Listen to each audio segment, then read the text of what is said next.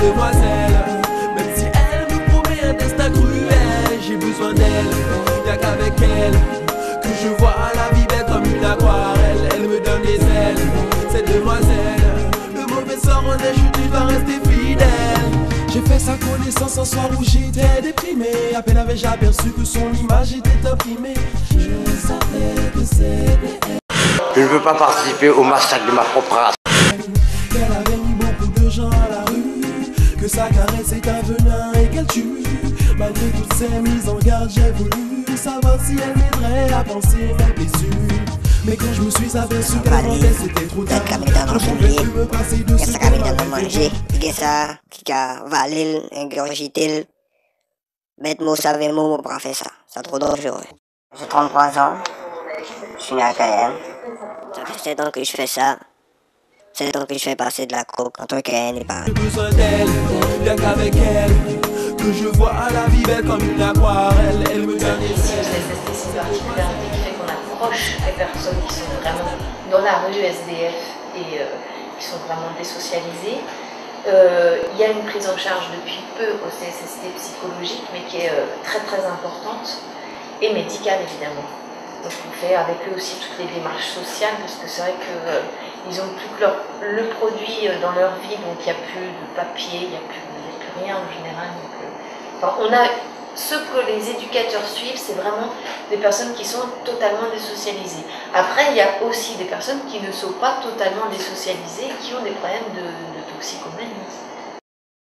Mon 1er juin, ouais, je l'ai fumé ici, en Guyane. Je devais avoir 18 ans. Ouais. J'ai 27 ans. Je prends quoi? Je bois ma bière, je fume mes pétards. J'ai commencé par le Cali. Ensuite, on est passé par le brown sugar. Et arrivé ici, vu que le brown sugar ça court pas les rues. Et que ça, c'est pas trop cher. J'ai fait de la vie dont on m'a fait cadeau. Un supplice, même un véritable enfer, c'est chaud. J'ai pris un aller simple pour un soi-disant grand voyage délire dont je peux être dépendant d'eux, ça veut dire qu'on a besoin. Et le besoin n'est pas uniquement physique, mais il est surtout psychologique. C'est ça qui est très très important. C'est le besoin et la compulsion d'aller prendre un produit parce qu'on en a absolument, je veux dire, besoin. On réclame, on n'a pas le choix, il faut aller consommer. Alors cette notion, je vais dire, est très importante, notamment sur la dépendance psychique. Parce que contrairement à ce qu'on pense, c'est pas la dépendance physique qui pose de gros problèmes. Ça, je vais dire, les médecins ont souvent les moyens de le faire, mais c'est la dépendance psychologique. Puisque là, en termes de moyens, notamment de médicaments, on va être très très pauvre. Et c'est bien là toute la difficulté de la prise en charge. Et je crois qu'il faut comprendre que ça dépasse la simple notion de volonté. C'est beaucoup plus complexe que ça. Et la dépendance psychologique est bien le nœud du problème. J'ai 52 ans. Et ça fait 10 ans maintenant que je prends du crack. Forcé de constater, malgré le procès auquel les drogues dures sont assimilées. Combien de jeunes boys et puis de jeunes filles vont encore tomber? Combien de dealers vont continuer à s'engraisser? Combien de mères auront des larmes à essuyer? Trop de victimes, oh ça je peux plus le supporter, oh Dieu. Éloigne la drogue de nos foyers, hey boy. Il est temps que nous fassions nos preuves. Dis-toi que la carne n'est qu'une mise à l'épreuve. À toi de ne pas tomber dans les pièges du chétan, car la vie mérite. T'as pas les papiers qu'il faut pour être architecte. Donc tu renonces à un rêve que tu ne peux plus voir et que voilà maintenant t'as trouvé un autre arbre de se faire un peu de thune, mais même si c'est dangereux, tout dépend comment c'est organisé. Moi je sais si un jour on m'arrête, j'aurai toujours un peu de thune à ma sortie pour m'en sortir, ça c'est sûr. Je sais, j'ai un compte où est-ce qu'il y a de la thune, un endroit où je sais où est-ce qu'il y a de la thune, et voilà. Avant, j'associais ça avec le côté festif. Et puis, ça a dépassé tout ça. Tu vois, le fait que ce soit pas légal, on se retrouve ensemble, tu vois, entre gens qui acceptent le cannabis, dans une soirée par exemple. Tu vois, si à un moment la soirée je me fais chier, je me fume un joint. Et à ce moment-là, je peux discuter tranquille. Ça te permet de t'enfermer dans un contexte qui était complètement particulier. Et donc tu ressors des choses comme tu voudrais qu'elles soient. Comme tu aimerais qu'elles soient peut-être. Oublier la réalité des fois. Des fois elle est emmerdante, la réalité. Des fois le monde il est chiant. Non, c'est facile d'oublier avec la défense. C'est bien pour ça qu'il y a autant de gens qui se défoncent. Je pense que c'est ne pas pouvoir dominer certaines sensations. Ou alors certaines impulsions. Pour moi, tant que je pourrais contrôler mes impulsions, je pourrais, si tu veux, faire face à la folie. Je craque.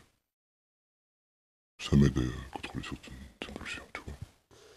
Tu vois, moi je suis pas pour le fait qu'un gamin de 16 ans fume. Parce qu'il y a toujours des conséquences à tout abus. À tout, tu vois, dès que tu abuses d'une chose, il y a des conséquences. Et ces conséquences-là, il faut pas les assumer. Moi, par exemple, ça me ralentit. Ouais, ça me ralentit. Puis à la langue, il faut le dire, ouais, il y a des petits trous de mémoire, tu vois. Les petits trous de mémoire, les petits oublis. Ouais, je pense que la mémoire à court terme, je dirais qu'à long terme, elle en prend un sacré coup, tu vois. Ouais. Puis bon, à ce qui paraît, bon, moi j'ai jamais connu ça, quoi, j'ai jamais sorti ça. Et bon, à ce qui paraît, à trop fumer, ta libido elle reprend au coup aussi. On peut avoir des troubles du comportement, notamment, je veux dire, on voit souvent des gens qui vont se balader tout nus dans la rue. Enfin, je vous dis ça parce que j'en ai vu un encore récemment qui est oui, non, mais c'est classique, hein, je veux dire. Ce sont des troubles du comportement sur un usage massif de cannabis. C'est pas forcément un pétard, mais souvent on en voit avec 10 pétards par jour. Donc là, on a des troubles du comportement importants. Et il y a même des gens qui vont décrire des phases hallucinatoires. C'est une souffrance au quotidien, c'est une énorme souffrance. Quand ils arrivent dans la démarche de soins en disant voilà, j'en peux plus, je suis à bout, je veux arrêter, je veux que ça s'arrête, je n'en peux plus, je suis au bout. Et si ça continue, c'est la mort. Il y a bien cette idée de la mort au bout du chemin dans la toxicomanie. Ça, ils en ont conscience. Je veux dire, quand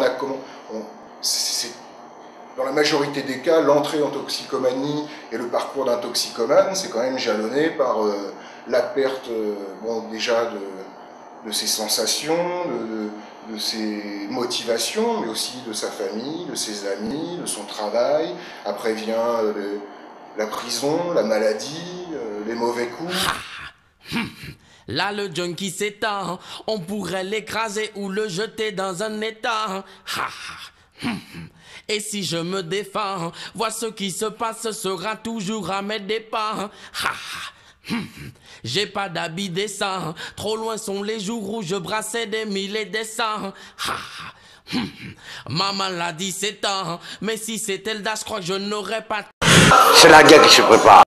Faut m'aider, j'ai cédé. Mon m'aider.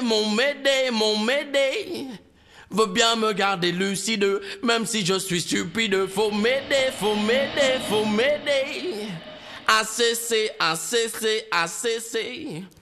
Entendez, ouais. Répondez à mon... Ouais, il y en a qui disent que oui, il y en a qui disent que non. Moi, je dirais que ouais. Pas tout, le cannabis, je pense pas. Oui, ça peut le rendre. Mais je pense que ce qui rend pas néaque, surtout, c'est l'influence extérieure, pas vraiment la drogue.